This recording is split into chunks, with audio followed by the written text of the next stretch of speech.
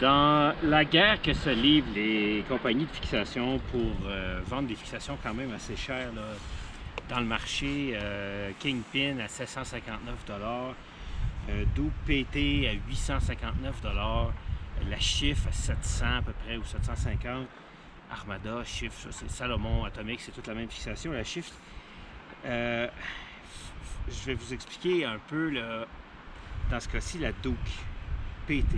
Parce qu'il y a une Duke qui a longtemps existé, qui était la fixation à plateau très puissante. Moi j'en ai acheté une, la dernière édition, une Duke Pro. Quand je fais un mode marche, mais vraiment avec mes bottes de course. La Duke PT, c'est un devant de Kingpin qui est peut-être un petit peu plus solide et un arrière d'une fixation Jester, fixation régulière. La différence entre la Kingpin régulière et la Kingpin, la Duke PT, c'est que l'arrière ne se déplace pas. Puis, à la limite, si elle a un seul défaut, je dirais, parce qu'il faut qu'il y en ait un, c'est que quand on est en mode marche, ce plateau-là est un petit peu plus bas que le niveau le plus élevé sur la Kingpin. Fait que si vous montez très à pic, vous allez peut-être préférer avoir une Kingpin parce que ça vous permet de reposer le talon avec un plus grand angle de montée. Par exemple, la Chiffre, moi je trouve que la Chiffre, c'est celle qui a le talon le plus bas. Quand on monte assez à pic, comme dans la Éric Gay, après 4 heures, à Tremblant, ben, je trouve ça un peu plus difficile, même je décide de prendre un autre chemin. Je suis sans mots. Je m'enlève, je gaspille pas la règle. Continuez à regarder ça, moi je m'enlève.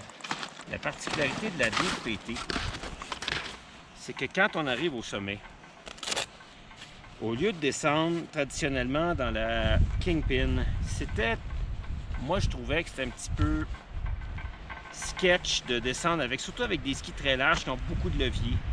Alors Marker est arrivé avec une butée avant qui vient simplement se clipper ici comme ça. Clic. Et qui après vient s'enclencher comme ça. Et on a une butée avant classique. Pour l'ouvrir, on fait simplement ouvrir les mâchoires. On l'envoie là. On l'enlève. Et quand on monte, comme je faisais, je l'ai dans mon sac, je ne l'ai pas dans mes pieds. Fait que ça m'enlève beaucoup de soucis de poids à la montée. OK? Le seul défaut de la butée avant, s'il y en a un, c'est que ça ici, ça peut s'enclencher quand on empile des skis dans un panier de 4 skis ou daily skiing. Vous allez dire, c'est pas très grave, ça va s'ouvrir. Mais si c'est comme ça et ça dans l'hélicoptère, ça peut se détacher et ça pourrait, à la limite, causer un accident. Alors, ça, c'est quelque chose à laquelle, je ne sais pas si les ingénieurs vont pouvoir corriger ça. Moi, j'ai des gens qui n'aiment pas la Duke PT quand ils s'en vont faire des hélicos, je peux les comprendre.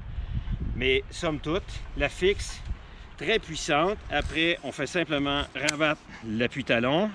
On enlève le petit comme ça et le frein est en mode ski. Maintenant, on peut simplement rentrer dans notre fixation en mode ski classique puis aller charger n'importe quoi parce que là-dessus, il y a une DIN qui va jusqu'à 12. Si à 12, ça débarque. C'est bien parce que j'ai fait une grosse bêtise puis il faut que ça débarque.